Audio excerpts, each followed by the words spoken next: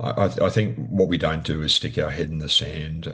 There is a rules-based global order that's underpinned by the US. But what the nations of the world have done over decades has been shirking responsibilities, and the United States has been left to pay the bill. Now, the reality is that US debt payments at the moment exceed the money they allocated to defence.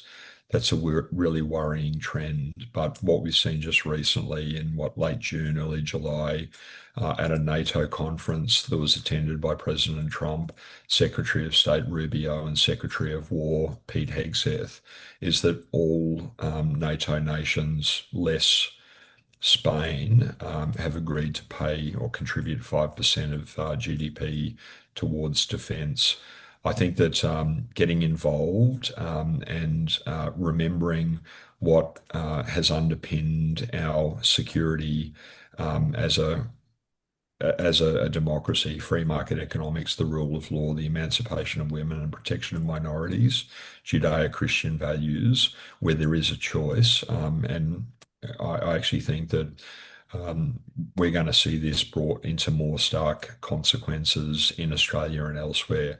I say that with some trepidation, that my belief is that even after the murder of 15 people in Bondi on the 14th of December, I don't think the penny has yet dropped as to the age in which we're raising our kids.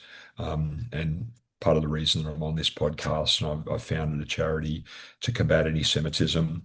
I've written a couple of books, including A Light Still Burns, Israel and the Values Worth Defending, is that I've had unusual experiences and perspectives, and I put things in writing so people can read and choose upon which to orient themselves.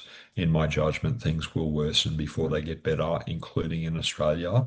And the only thing worse than being, facing worsening circumstances in Australia is being caught by surprise. So if you had to sum it up with last words by answering the question of, first of all, to those who are living in the United States, Australia, or wherever, that are just watching these actions play out and maybe do have a bit of nerves, if you could give a bit of a message on why these actions are so important, and end off with what is your optimistic view on all of these actions ending up being.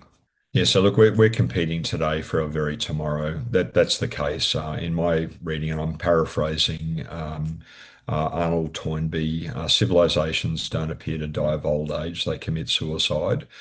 We've made some grievous mistakes over the last couple of decades. I think many of us have bought into the debunked thesis of Francis Fukuyama, the end of history. We understand now that history has caught back up, and we're competing today for our very tomorrow. We will win in the end. If we're not winning at a point in time, it's not the end, but only together will we prevail.